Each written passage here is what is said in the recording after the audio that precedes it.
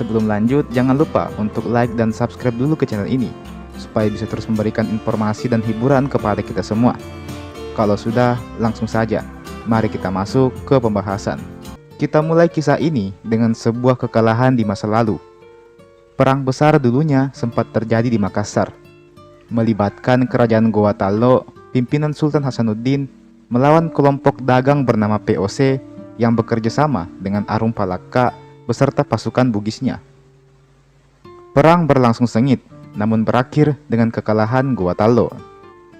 Pihak Goa dipaksa untuk menandatangani perjanjian Bungaya yang isinya sangat merugikan kerajaan Goa. Sultan Hasanuddin menandatangani perjanjian itu, mengakui kekalahannya sekaligus membebaskan POC berkeliaran di wilayah Makassar. Banyak pihak yang tentu saja kecewa dengan hal itu. Rasanya seperti harga diri orang-orang Makassar telah diinjak-injak oleh POC dan Arum Palaka. Tapi mau bagaimana lagi? Secara kekuatan, kerajaan Goa sudah kalah melawan POC. Ada beberapa putra mahkota dari Sultan Hasanuddin ini yang tidak terima dengan keputusan itu. Mereka pergi dari Makassar dan terus berperang melawan POC di berbagai tempat di Indonesia. Salah satunya adalah Daeng Mengale yang juga meninggalkan tanah kelahirannya itu pada tahun 1660. Daeng Mengale sempat tinggal di Jawa selama 3 tahun. Di sana dia menikah dengan seorang putri raja yang bernama Angke Sapia. Meski begitu, Jawa bukanlah tempat selamanya bagi Daeng Mengale. Beliau mengajukan permohonan untuk mendirikan perkampungan di sekitar wilayah Siam. Dan permohonannya itu pun dikabulkan oleh Raja Siam kala itu, yakni Somdet Paranarai.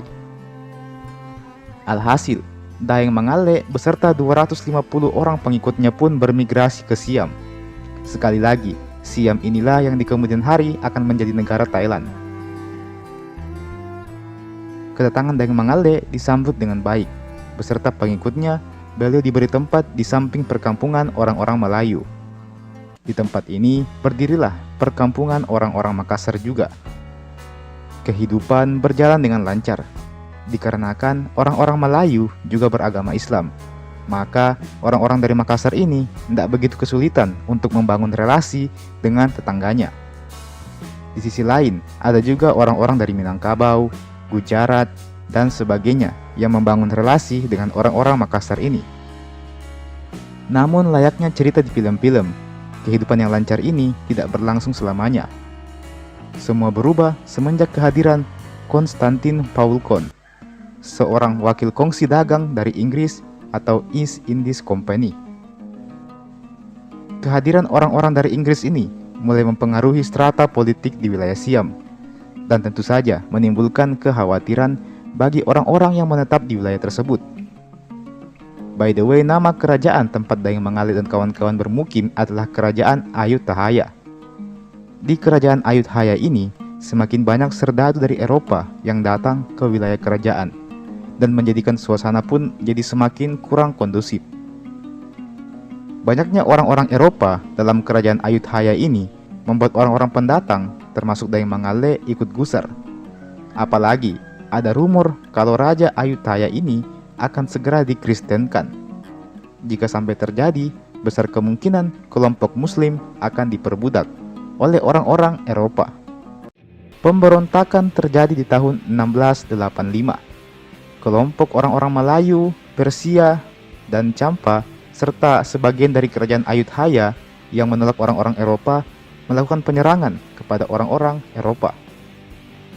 Pemberontakan ini sampai ke telinga raja, dan para pelaku pemberontakan ini kemudian dihakimi. Kelompok Melayu, Champa, dan lain-lain meminta maaf atas hal itu, dan permohonan maaf mereka pun diterima oleh sang raja. Di satu sisi, Daeng Mengale beserta pengikutnya menolak meminta maaf. Mengapa? Karena memang orang-orang Makassar ini tidak ikut terlibat dalam rencana pemberontakan tersebut. Hanya saja, Daeng Mengale memang sudah tahu akan rencana itu, dan dia lebih memilih untuk diam saja dan tidak segera melaporkannya kepada sang raja. Alhasil, terjadilah konflik di sini. Mengapa Daeng Mengale tidak melaporkan rencana itu? dikarenakan Daeng Mangale sudah menganggap orang-orang Melayu dan Champa itu sebagai sahabatnya, dan beliau tidak mau melaporkan sahabat-sahabatnya itu. Daeng Mangale biar bagaimanapun adalah seorang putra Raja Goa. Beliau memegang prinsip Siri Napace. Beliau tidak akan jadi pengecut dan mengkhianati orang-orang yang sudah menolongnya. Di sisi lain, beliau juga merasa berutang budi kepada Raja Ayutthaya karena sudah mengizinkannya untuk tinggal di wilayahnya. Jadinya Daeng Mangale memang mengalami dilema di sini. Dan pada akhirnya beliau memilih untuk mendiamkan saja hal itu, karena baginya mungkin itulah kesimpulan yang terbaik. Alhasil karena hal itu, selama 2 pekan berikutnya, perkampungan orang-orang Makassar ini dikepung oleh tentara dari Siam dan juga Eropa. Beberapa orang Makassar ini mencoba melarikan diri, namun dihentikan pula pelariannya. Karena merasa sudah tidak ada kedamaian lagi yang tercipta, maka perang pun akhirnya meletus juga. Orang-orang Makassar yang hanya tersisa 47 orang saja, termasuk Daeng Mangale, bertarung melawan 700 orang serdadu Eropa. Hebatnya lagi, orang-orang Makassar ini hanya bermodalkan tombak dan badik saja, dan serdadu Eropa ini memakai senjata lengkap. Dan orang-orang Makassar ini justru mampu memberikan perlawanan sengit sampai membuat serdadu Eropa ini ketakutan. Pasukan Siam dan Eropa berkali-kali mundur karena kalah di medan perang, meskipun jumlah mereka lebih banyak. Bagi Daeng Mangale, perang ini adalah perang mempertahankan harga diri, bukan lagi soal menang, tapi semata-mata karena rasa sakit yang dideritanya, karena disalahkan atas perbuatan yang bahkan tidak mereka lakukan. Alhasil, setelah 3 pekan berperang, orang-orang Makassar ini pun gugur satu persatu. Daeng Mangale menderita 5 tusukan tombak dan 1 buah tembakan senapan bersarang di lengannya. Beliau sempat membunuh seorang petinggi tentara Inggris sebelum akhirnya beliau juga jatuh dan tewas terkapar. Sepeninggal orang-orang Makassar ini, kampung tersebut pada akhirnya tetap diberi nama Makassan, yang sampai saat ini masih bisa kita jumpai lokasinya di salah satu wilayah di kota Bangkok, Thailand. Tempat itulah yang menjadi saksi bisu dari pertarungan brutal orang-orang Makassar melawan pasukan Siam dan juga serdadu Eropa, sekaligus menjadi bukti dari jejak peninggalan orang-orang Makassar di Siam atau Thailand.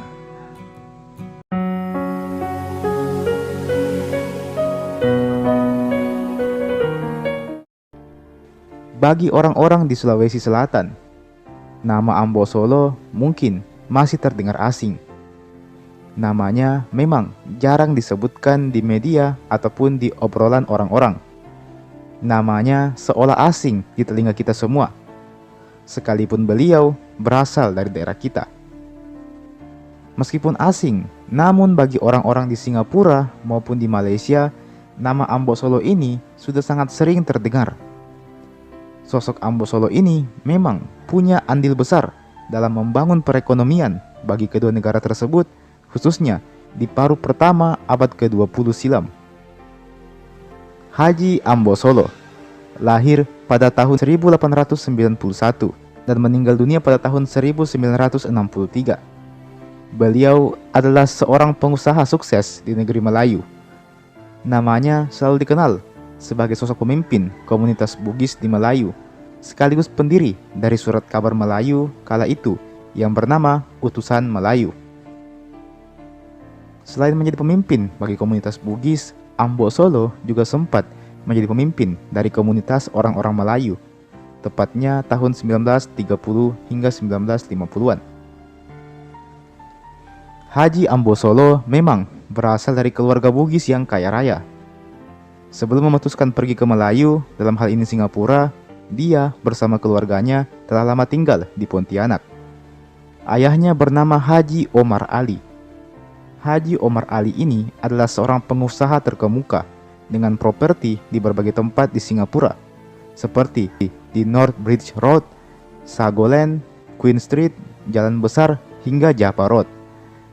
Di Singapura, Haji Omar Ali ini beserta keluarganya tinggal di sebuah rumah berlantai 3 di kawasan Java Road, yang sekarang sudah berganti nama menjadi Crawford Lane. Rumah tersebut juga kerap kali menjadi tempat berlindung bagi para pedagang Bugis lain yang singgah berdagang di Singapura. Haji Omar Ali ini dianggap sebagai tokoh yang sangat berpengaruh dan berwibawa di kalangan komunitas pedagang Bugis. Ketika Haji Omar Ali ini meninggal dunia, maka jelas semua harta kekayaannya diwariskan kepada putranya, yang tidak lain adalah Ambo Solo. Sama dengan ayahnya, Ambo Solo juga menjadi sosok berwibawa yang dihormati oleh orang-orang.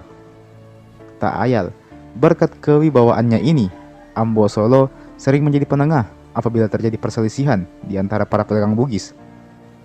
Dia pun kemudian diangkat menjadi hakim perdamaian pada tahun 1927. Pada waktu itu, usia beliau baru menginjak 36 tahun. Ambo Solo ini dikenal luas sebagai salah satu founder dari surat kabar Melayu yang bernama Utusan Melayu. Ambo Solo mendirikan perusahaannya ini bersama dengan Yusof Ishak, yang kemudian hari akan menjadi presiden pertama di Singapura. Yang menjadikan kabar Melayu ini penting adalah karena pada waktu itu, surat kabar yang ada di wilayah Singapura hanyalah surat kabar asing, entah dari Arab, Inggris, atau bahkan India. Berdirinya surat kabar Melayu ini menjadi sebuah tanda bahwa orang-orang Melayu juga bisa berkembang dan tidak kalah dari orang-orang pendatang. Selain sebagai pendiri perusahaan, Ambo Solo juga menjadi sosok di balik majunya persepak bolaan di Singapura, di mana beliau kerap kali mengadakan turnamen sepak bola di Singapura. Beliau juga sempat menjadi presiden dari Asosiasi Sepak Bola Melayu. Tidak hanya itu, Ambo Solo juga aktif di bidang politik. Pada tahun 1934, dia menjadi perwakilan dari komunitas Melayu Singapura dan menyerahkan surat kepada Gubernur Negeri-Negeri Selat, Senton Thomas. Dalam surat itu menyatakan bahwa orang-orang Melayu setia kepada pemerintahan Inggris dan Singapura. Dia kemudian terpilih sebagai Presiden Kesatuan Melayu Singapura yang disingkat KMS. Salah satu kontribusi besar beliau kala itu adalah dengan memberikan bantuan kepada orang-orang Melayu berupa tanah dan pemukiman.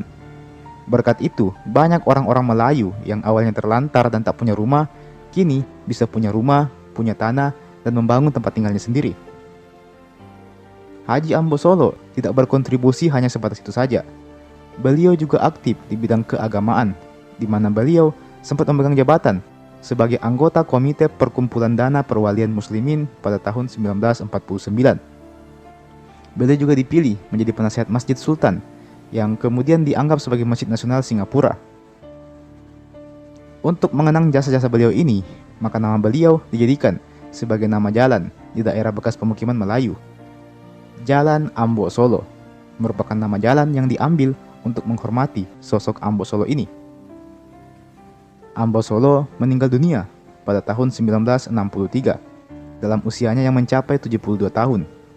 Beliau dimakamkan di pemakaman Jalan Kubor yang terletak di seberang Masjid Sultan. Adapun rumah besar yang ditinggali oleh Ambo Solo dibongkar 2 tahun setelah kematiannya. Saya sendiri juga kurang tahu apa alasannya sampai rumah itu dibongkar. Ambo Solo sendiri memiliki 2 orang istri. Dari 2 orang istri tersebut, lahirlah 10 orang anak, yang mana salah satunya bernama Haji Abdullah Amin. Haji Abdullah Amin ini dikenal juga sebagai seorang pionir sastra Melayu. Dari kisah ini, kita bisa belajar bahwa kesuksesan itu bisa datang dari mana saja dan di mana saja. Sosok Ambo Solo mungkin sukses berkat privilege dari keluarganya yang kaya raya. Tak dapat dipungkiri, beliau adalah anak beruntung yang lahir dari keluarga kaya raya, sehingga mendapat warisan yang tak terhingga jumlahnya. Namun di balik itu semua, uang tanpa akal hanya akan habis dalam waktu singkat. Tentu, Ambo Solo ini telah belajar banyak dari orang tuanya, soal bisnis, politik, ekonomi maupun akhlak. Kita tahu sendiri, jasanya tidak sebatas membangun perusahaan saja. Beliau juga membangun koneksi dengan sesama orang-orang Bugis maupun Melayu. Berkat itu, sosoknya dihormati oleh banyak orang.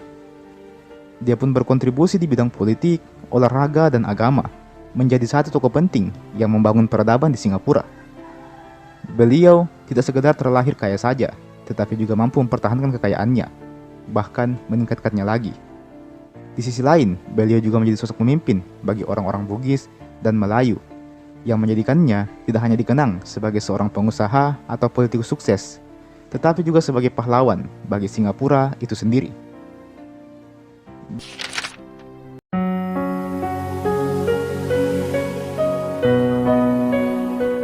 Bangsa Eropa di sini salah satunya adalah Belanda itu sendiri.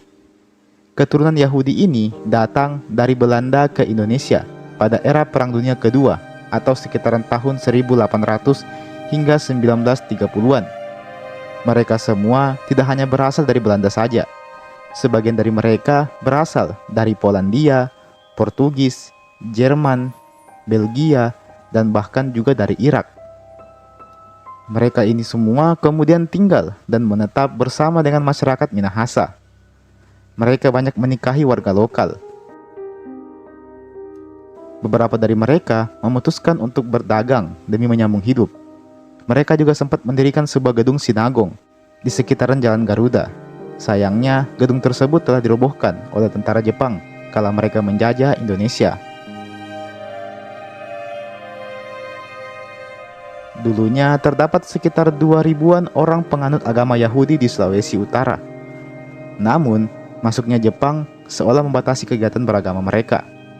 Alhasil, sebagian dari mereka ada yang masuk ke agama lain, seperti Kristen dan juga Islam.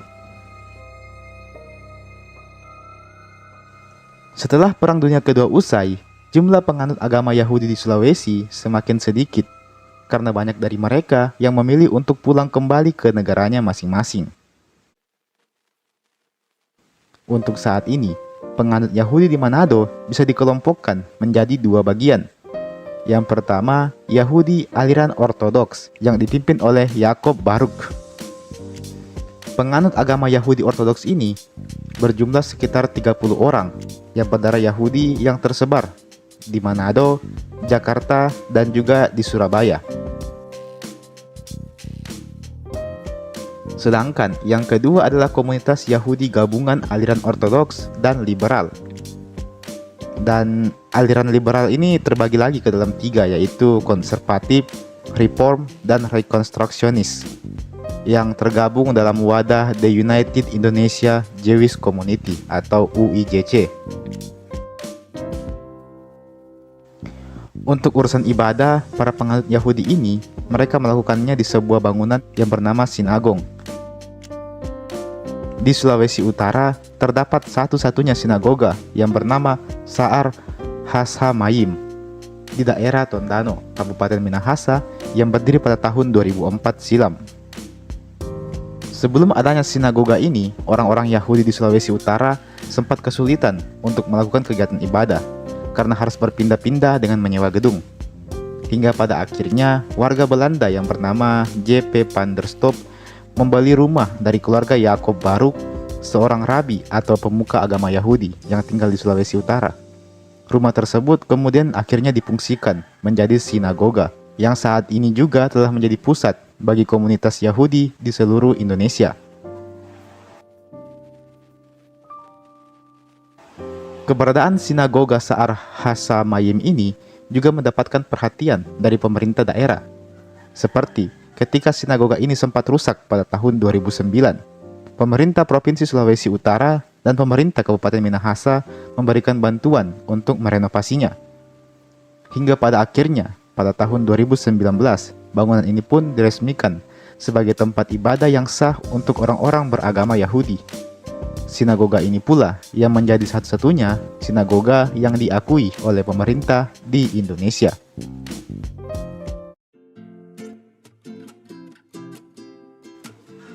Lantas, bagaimana keseharian para penganut Yahudi ini?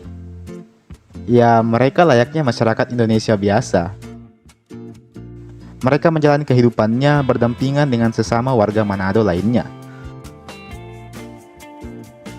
Tahukah kalian kalau Manado adalah kota yang dijuluki sebagai daerah paling toleran di Indonesia? Julukan itu bukan isapan jempol belaka, karena memang begitu adanya. Masyarakat di Manado ini sangat toleran dengan setiap perbedaan yang ada, termasuk dengan para komunitas Yahudi ini. Mereka hidup rukun dan berdampingan. Sangat jarang ditemui konflik agama di daerah ini. Untuk komunitas Yahudi ini sendiri, mereka banyak juga melaksanakan kegiatan sosial, sehingga mereka tak ubahnya agama-agama lain di Indonesia yang sama-sama mengajarkan cinta kasih dan tolong-menolong.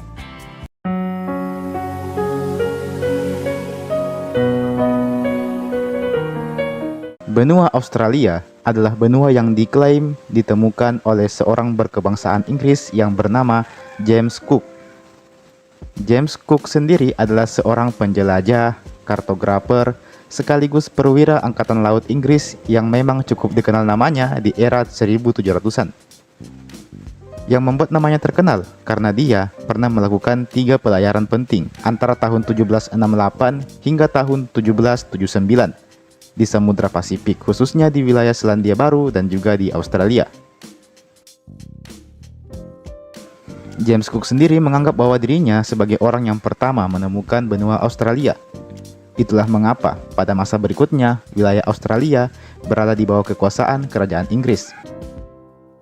Dan ini adalah catatan sejarah orang-orang Eropa.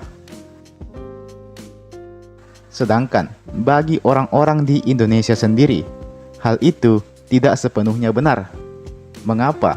Karena nyatanya, kalau saja mau, orang-orang dari suku Makassar juga bisa mengkolonisasi daratan Australia ini.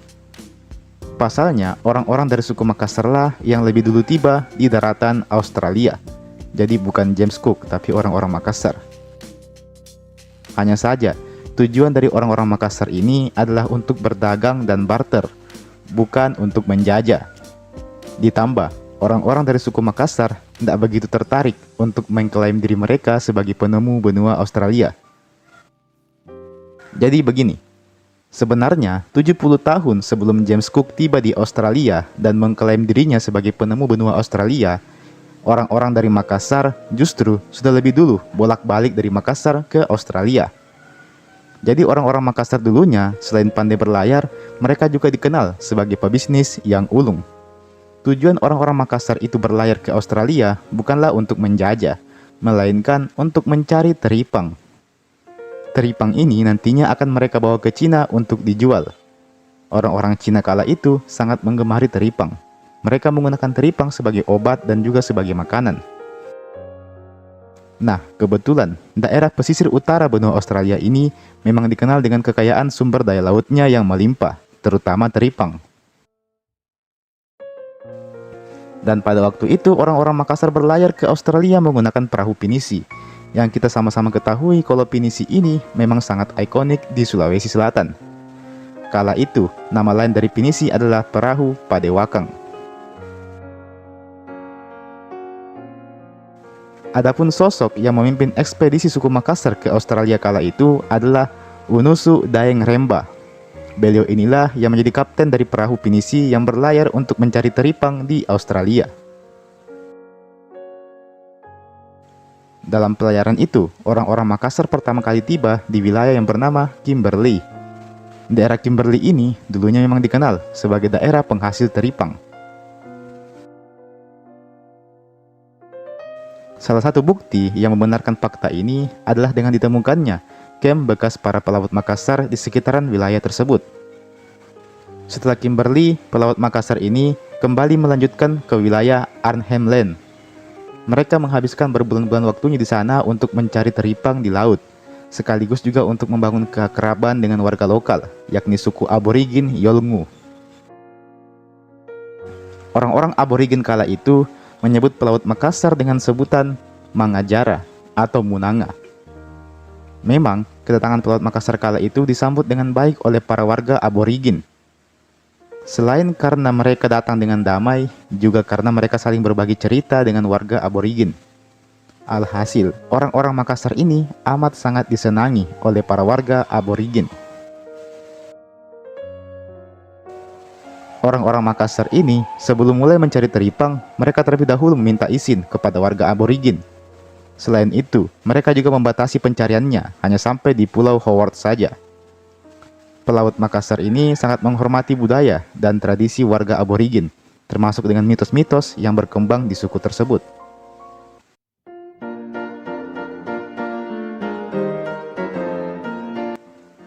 Hubungan kekerabatan ini berlangsung selama beberapa tahun.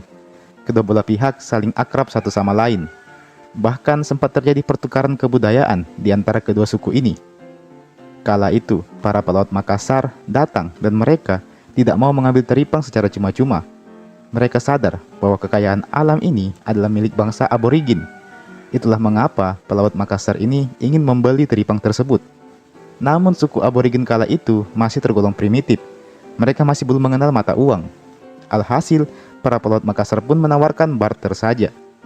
Sebagai ganti dari teripang ini, orang-orang Makassar akan memberikan tembakau, beras, alat-alat logam seperti pisau, kapak, dan bahkan senapan.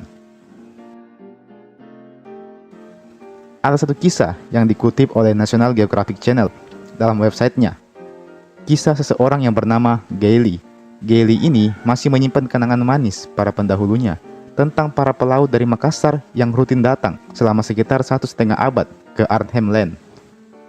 Gailey ini masih ingat cerita kakeknya bagaimana orang Makassar menghormati suku Yolngu dan membawa pengaruh yang baik bagi kehidupan suku Yolngu. Suku Yolngu juga mengenal kata rupiah, yang mirip dengan nama mata uang Indonesia. Dalam bahasa Yolngu atau Yolngu mata, rupiah berarti uang. Penyerapan kata rupiah merupakan bentuk pengaruh kuat kedatangan para pelaut dari Makassar ke tanah aborigin. Dan tak hanya membawa bahan makanan dan memperkenalkan benda logam, para pelaut dari Makassar juga mempengaruhi bahasa Yolngu. Kurang lebih ada 200-300 kata dalam bahasa Yolngu yang dipengaruhi oleh para pelaut dari Makassar. Lebih lanjut, kalian bisa langsung saja baca laporan artikelnya yang berjudul Austronesian Loanwords in Yolngu Mata of Northeast Arnhem Land yang ditulis oleh Alan Walker dan R. David Short dari Australian National University atau ANU pada tahun 1981.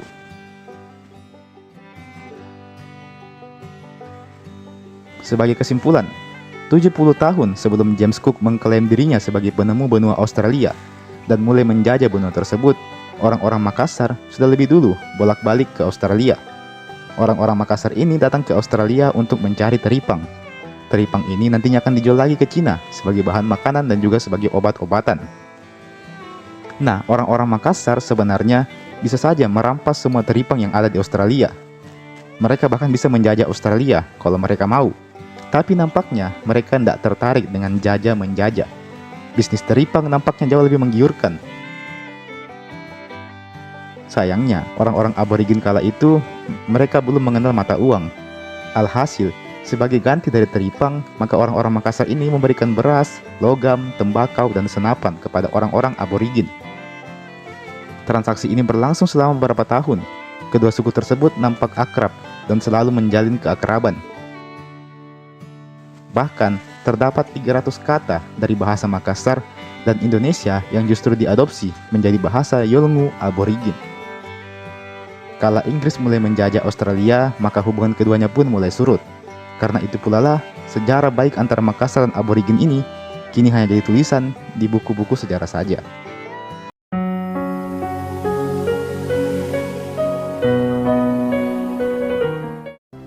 Mari kita berkenalan dengan sosok Syekh Yusuf Abdul Mahasin Tajul Halwati Al-Makassari Al-Bantani.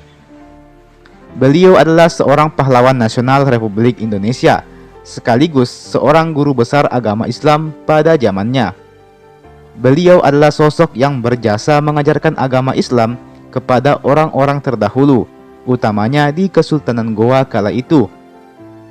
Sayangnya, ketika Kesultanan Goa kalah dalam peperangan melawan Belanda, beliau kemudian diasingkan ke daerah Banten.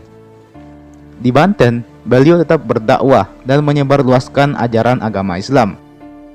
Sebelum akhirnya, Kesultanan Banten pun juga berhasil ditaklukkan oleh Belanda, sehingga membuat Syekh Yusuf ditangkap dan diasingkan ke sebuah negara yang bernama Sri Lanka.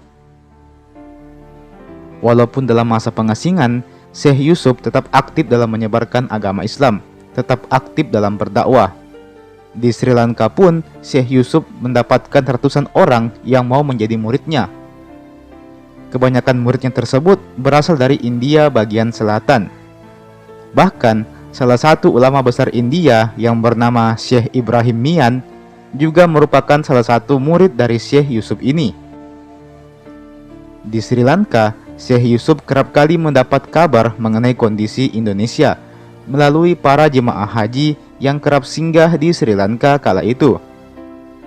Hal itu lantas membuat Belanda menjadi marah dan memutuskan untuk kembali mengasingkan beliau ke tempat yang jauh lebih terpencil, yakni di sebuah kota kecil di Afrika Selatan. Di sana, beliau tetap berdakwah dan justru semakin memiliki banyak orang pengikut. Bisa dibilang, beliau adalah salah satu atau bahkan mungkin orang pertama yang menyebarkan agama Islam di Afrika Selatan. Singkat cerita, beliau kemudian wafat pada tanggal 23 Mei tahun 1699.